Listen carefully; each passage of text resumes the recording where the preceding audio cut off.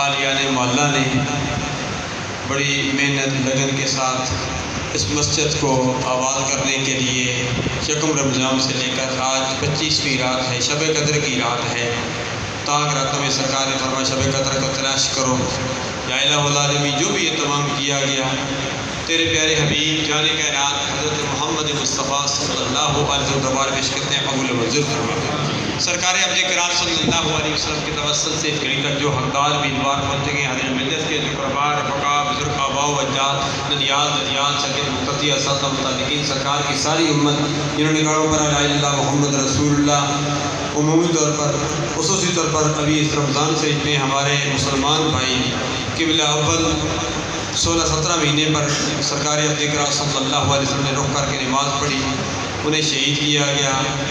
ان پر گولیاں برسائی گئیں۔ ان شہداء کے لیے ہم دعا کرتے ہیں یا اللہ ان شہداء کی ارواح کو عیسائی وقت کو منظور فرما۔ ہمارے آباء و اجداد جو فوت ہو گئے، جو اس مسجد میں پہلے نماز پڑھتے تھے، مسجد کے انتظامیہ تھے، سارا وہ مجھے نقشہ یاد آ رہا ہے۔ سب کے لیے ہم دعا کرتے ہیں یا اللہ جو شہر خاموشوں میں پہنچ چکے ہیں ان کے لیے وہاں مہربانیاں فرما، اور جو یہاں زندہ ہیں یا اللہ ان کے لیے یہاں مہربانیاں فرما۔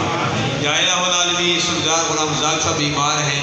جو اس مسجد کی زینت ہے، یا اللہ ان کو بھی اور باقی بیماروں کو بھی، حاجی شیخ افضل صاحب سامنے بیٹھے ہوئے ہیں یا موقع پر موجود نہیں بھی ہیں، کئی ایسے بیمار بھی ہیں جو اظہار نہیں کرتے، بندہ دنیا میں آتا ہے تو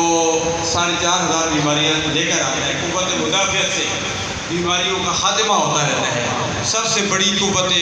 مدافعت یاد خدا عشق مصطفیٰ کی دولت ہے۔ یا الہ العالمین، یہی یاد خدا عشق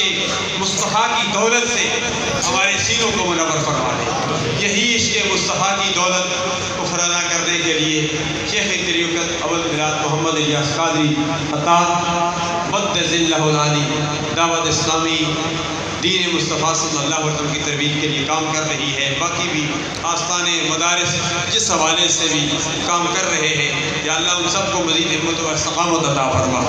یہاں بھی اعتکاف بیٹھے ہیں، جہاں کہیں بھی ہمارے مسلمان بھائی اعتکاف بیٹھے ہیں، کراچی میں بھی ہزاروں کی تعداد میں، یہاں اٹک میں سینکڑوں کی تعداد میں، یہاں بھی جامع حنفیہ مسجد کے بعد نماز ظہر، میرا خطاب تھا ابھی ماڑی سے میں ہو کر آ رہا ہوں۔